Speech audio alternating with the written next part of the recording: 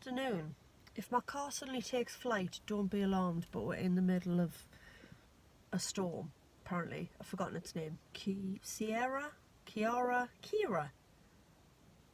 Something like that. Anyway, I digress. So, I am here to talk about Doolittle.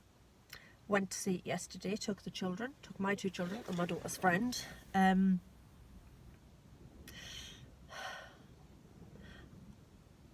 Okay. I enjoyed it, even though I'm aware there's loads wrong with it. And I enjoyed it because I was with my children and my children were enjoying it. And I love Robert Downey Jr.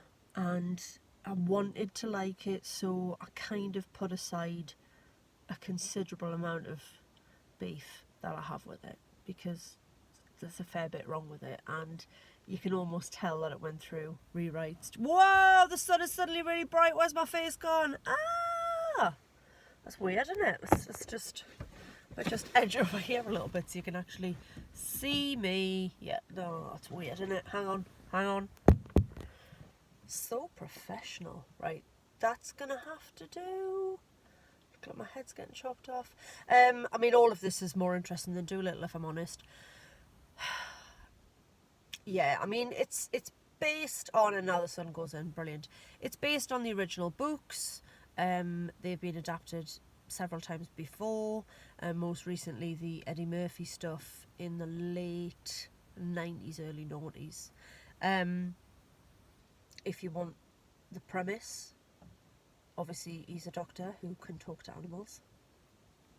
But we find him, we get a backstory at the beginning about him and his wife and how they went on adventures and helped save animals, and then his wife was lost in a voyage and he's never been the same since. So he's been holed up in his home in Doolittle Manor for 7 years, I think we're told.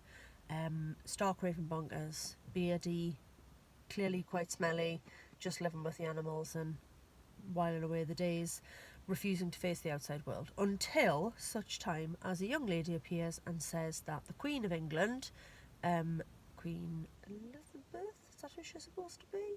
Maybe, yeah, young Queen Elizabeth I. Anyway, she's dying and he needs to come and see her and save her. So he's coaxed out of his home, and that sets him on an adventure to a mystical island to get a mystical fruit from a mystical tree. There's quite a lot of mystical vibes going on. I'm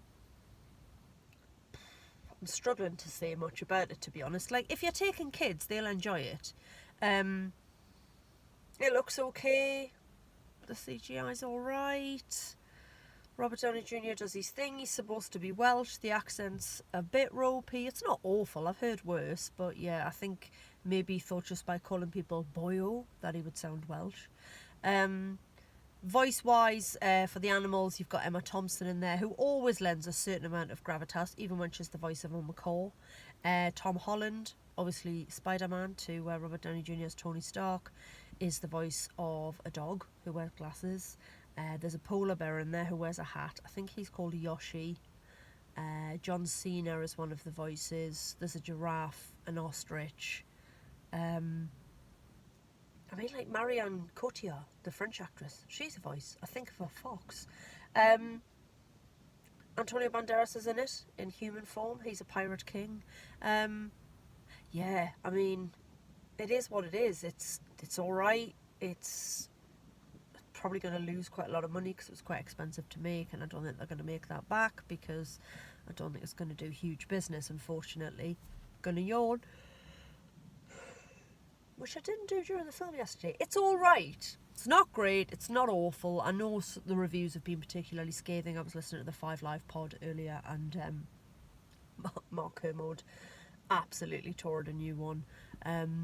But yes, if you're looking to take children, particularly sort of from the age of around 7, which my youngest is, up to about 11, which is my eldest, then I think they'll thoroughly enjoy it.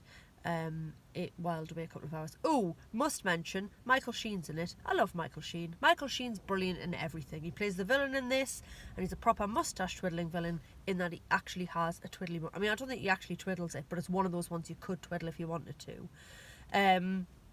So yeah, I mean, when you consider that he's actually Welsh, and he's in scenes with Robert Downey Jr., who definitely isn't Welsh, gets a bit uncomfortable. That said, like, Robert Downey Jr. can do a British accent. He played Chaplin, for God's sake.